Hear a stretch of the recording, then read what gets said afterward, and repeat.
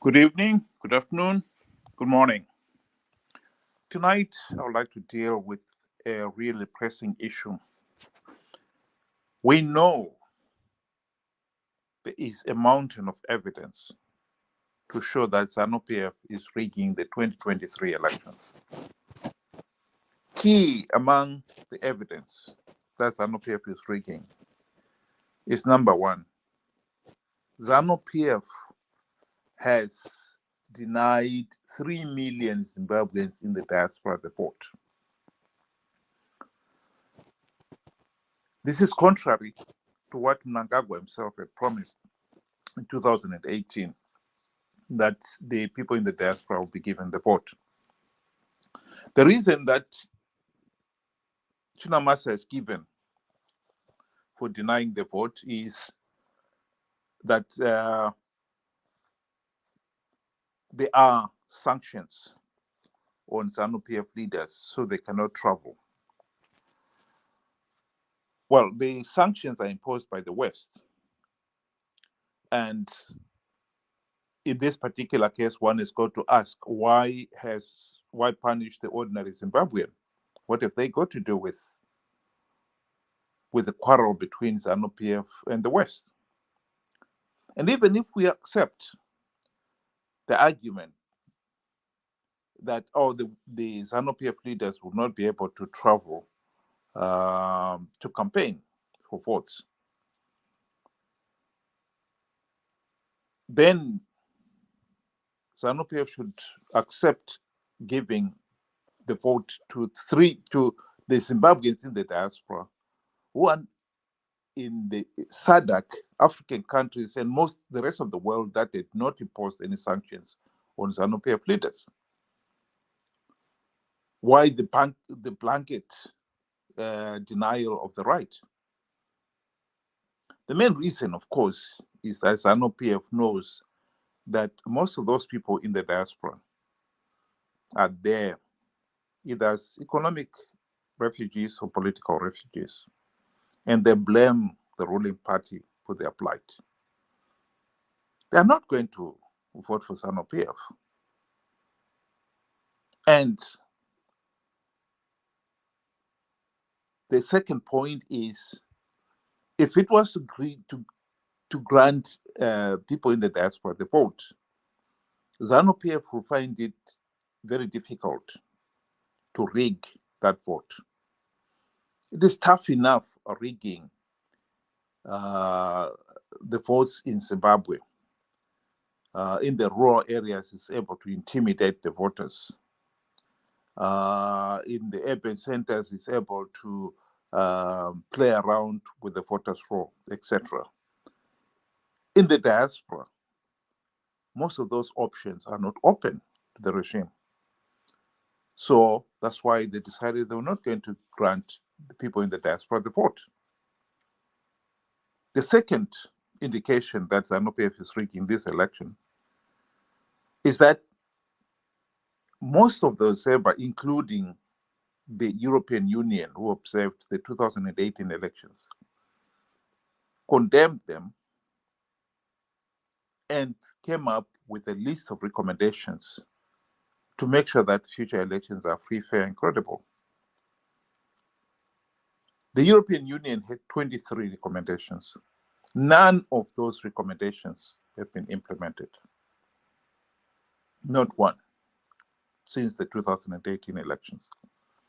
So what we are going to see in 2023 is a repeat of what happened in 2018, and before that, 2013. The third evidence is that ZEC has just announced that they've released a delimitation report. The delimitation report is the one that decides on the division of constituencies, so that there's a fair distribution of voters in all the 210 constituencies. The delimitation report, it must be based on a verified voters' roll. The failure to produce a verified voters' roll has been burning issue in Zimbabwe politics. Since independence in 1980, Zimbabwe has failed to produce a verified voters' roll. Each time one had the opportunity to have a close look at the voters' roll, they found so many errors, so many blaring irregularities that people have been saying again and again and again, produce a verified voters' roll. They haven't produced one, and yet we are going into the elections.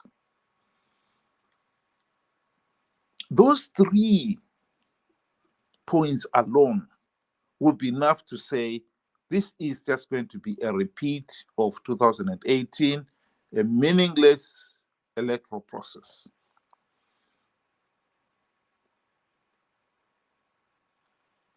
The opposition is aware of these problems. And yet, they still continue participating. This is what is really annoying about our political system. Why is it that the opposition keep on participating in these elections when they know the process is flawed? Why? The answer to that is very simple. The opposition do not care that the elections are rigged. They had the opportunity, in fact, during the 2008 to 2018 global government of national unity to implement the democratic reforms necessary to stop Zanu PF rigging the elections. They did not implement even one reform. During the GNU, Zanu PF Mugabe in particular saw to it that the opposition leaders, Morgan Tsvangirai and the rest of the MDC leadership, were very comfortable. They forgot about the reforms.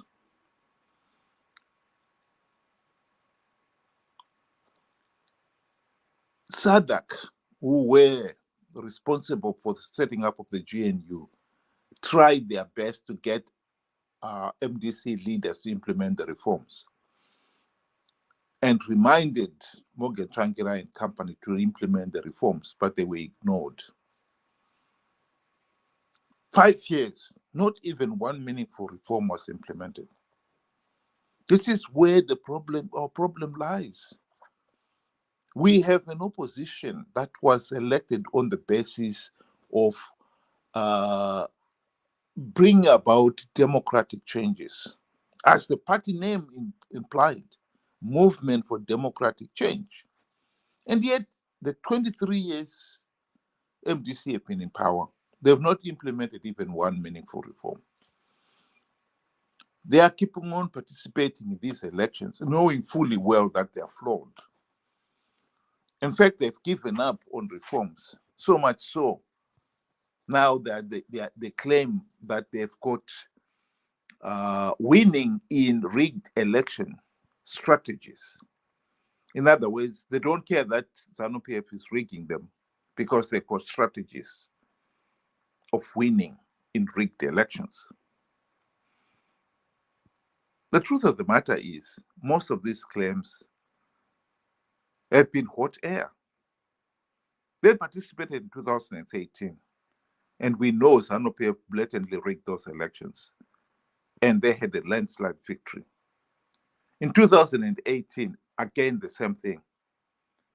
When Chamisa was asked pointedly, why are you participating in these elections? He said MDC Alliance, which was the forerunner of Triple C, has got stringent measures to stop Zanu PF rigging the elections. The morning after the elections, of course, he was the one claiming that Zanu PF had rigged the elections. So what we have got here is an opposition that is stubbornly participating in these elections, claiming they've got ways of strategies of winning rigged elections. And yet, the morning after the elections, they claim that they finally admit the elections were rigged. This is a problem in the sense that the rest of the world has been saying you should have reforms before the elections. SADC itself, in fact, tried to stop the 2013 elections by telling Morgan Tsvangirai and company, do not participate in these elections without reforms. And they were ignored. And at the end of the day, they participated, Zanu PF blatantly rigged. And SADC washed its hands, Pontius Pilate style. What else can we do? They accepted the results and accepted Zanu PF as the legitimate government. We have got to break this cycle. This is the cycle we are now stuck in. CCC will keep on participating in these elections, knowing fully well that they have no strategy at all of stopping Zanu PF rigging the elections. And by participating, they are giving Zanu PF legitimacy. What is annoying about this is that CCC leaders like Tendai Biti and David Coulthard have admitted that point as well. In an interview in 2015, Tendai Biti admitted that it is folly participating in elections knowing Zanu PF is rigging those elections. David admitted the same thing in his book.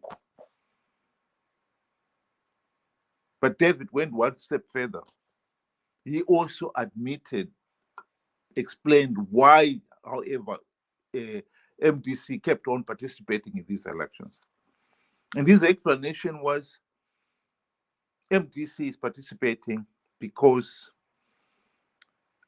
they could not agree on a coalition between the major two MDC factions.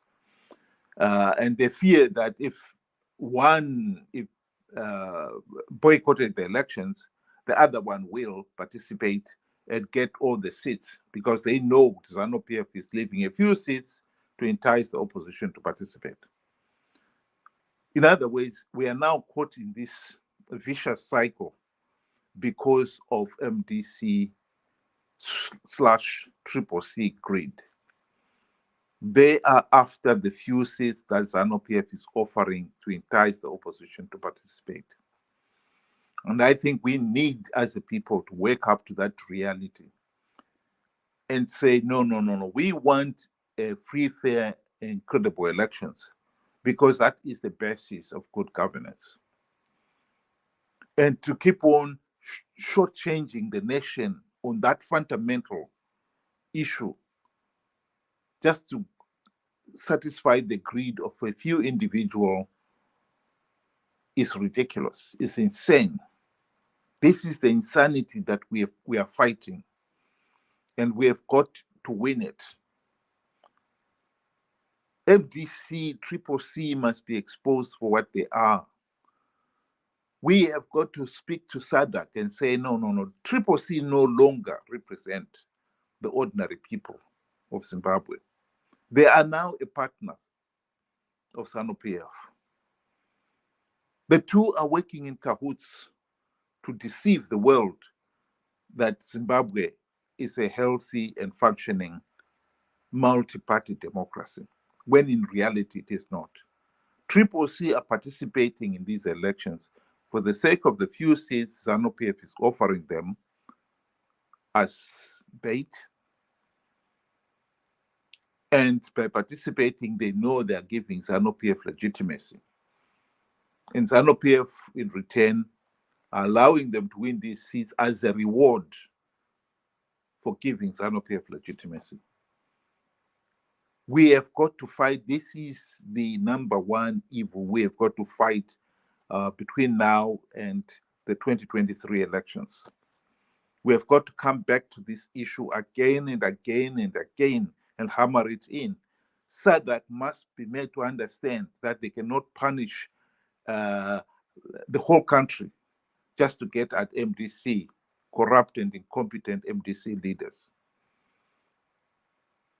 MDC are participating in these elections knowing fully well they are giving Zanu PF legitimacy in return for a few seats. And we are not going to allow this madness, this insanity to continue. This is the number one issue that we must deal with in Zimbabwe, and we must address it face on. So we'll be coming back to this issue again and again and again between now and the 2023 elections, from different angles, to try to explain why we have got to stop this participation, why this process is flawed. So until next time, good night.